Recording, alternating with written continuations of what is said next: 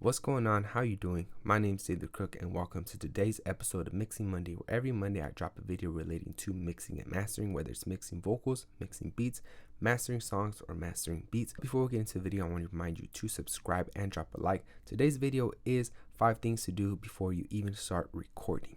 What we're going to be focusing on is how to set up your DAW in the best way possible. That way, every time you record, it runs smoothly, it runs effortlessly, and you get a great recording every time. The first thing to do when you have a blank project like this is obviously import the beat. So I'm just going to import a beat I produced. I ended up just choosing this beat just because it is probably one of my favorite beats I've made in a while, and I like hearing it. Obviously, when you download a beat from YouTube, it is not going to tell you this to add the files containing the tempo, but for this case I'm just going to import it. The next thing you want to do is, after you import the beat, is find the BPM and find the key of the song. This is one thing I like doing before the artist even gets to the studio. That way I don't waste time setting up the project. Everything's already ready and we could just start recording right away. The way I like finding the BPM is just go to metering, BPM counter, and then I just play the beat from the beginning.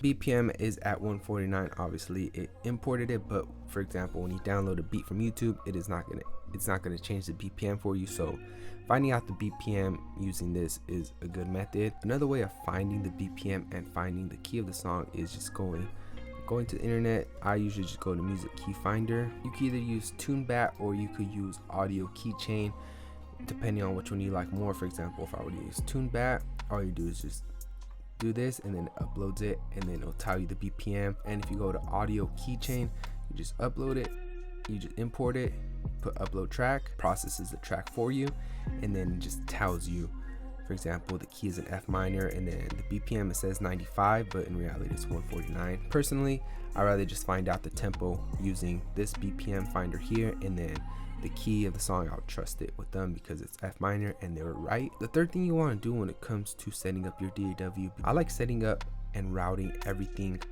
automatically. So for example, when you import the beat, for example, for me, it automatically routes everything to bus 2, but I like keeping the beat at bus 1, so that way the beat runs into bus 1, and then I like labeling it, I just put beat. That way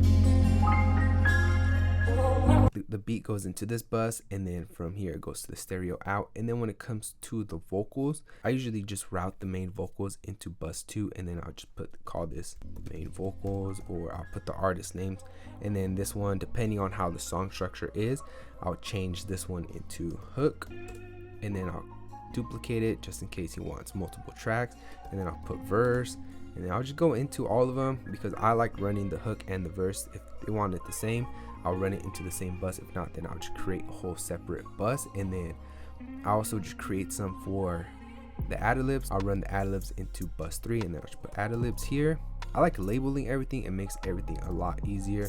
And I'll just put hook ad-libs, and you can just go so on, put verse ad-libs, and then you can put bus 4 dubs. So I'll just put that, and then here I'll put dubs. You just want to keep in mind that you want to just label everything. That way everything's already routed and you know where everything's going. So for example, if you want to do some changes, or it just makes everything easier, you could just get straight into mixing right when you finish recording. A cool thing you could do is, for example, all these tracks here, if they're all routed into the same bus, you could just left click, create track stack, and I'll put summoning track, and then that way it just folders everything. So for example, I'll put all the ad-libs in one folder, and then that way when you're going to record, you can just open this up, click the first one, hit record, and then you could get straight into recording. Now the fourth thing you want to do to set up your DAW is you want to make sure you have enough RAM and your computer is running smoothly. So one thing to do that and to stop latency is just go to preferences, go to audio, and I like changing the buffer size from 1024. I like choosing 32 because that's like the fastest processing that my computer could do. So I put the buffering size at 32. That way there's the less latency, the better. That way everything just stays on time. And then when I go to mix the vocals, I'll just switch it back to 124. That way it gives me more of a bigger buffer size, and I'm able to load up more plugins and everything's able to run smoother. A cool trick you could also do is if you record a lot, I'll recommend emptying out your trash. So for example, I have all these vocal stems that we didn't use for some of the songs, so it just kind of throws them in here. You can empty out the trash, and then it'll help you save some RAM, some processing before you even start recording. For this, you're going to need the artist in the studio, but for this, I'll just tell you how to do it. Is you want to check the levels. So for example, when you turn your preamp on and you're starting to check the levels, what I like doing is I like telling the artist just run through it real quick, that way we could just check the levels. So I'll just let them run through the hook, let them run through the verse a little bit, and then I'll just kind of mess with the gain knob until I get the perfect level that I want. One thing you want to keep in mind is if you're downloading a beat from YouTube, the beat is mastered to some extent, so it is going to be loud. So cool trick I like doing, that way you don't have to boost up your vocal gain all the way, is I actually just turn the beat down. So within Logic, I'll just bring the gain down. Usually to record, I'll bring it back like 6.5.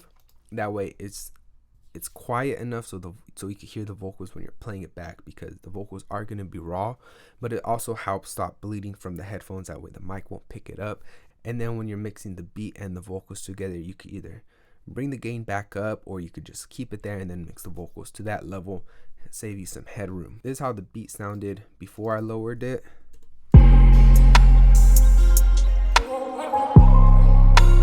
And then this is how it would be when I lower it 6.5.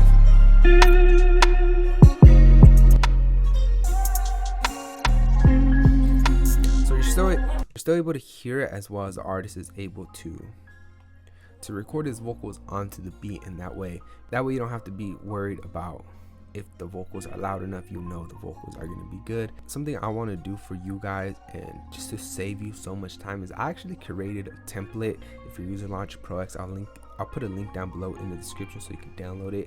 It kind of just pre-made everything. I have the buses and the routing pre-made, so all you have to do is just open up the template, import the beat, find the BPM and the key, and then you're ready to record. Just check the levels, and then you can get straight into recording. Like I said, I'll leave that link down below in the description.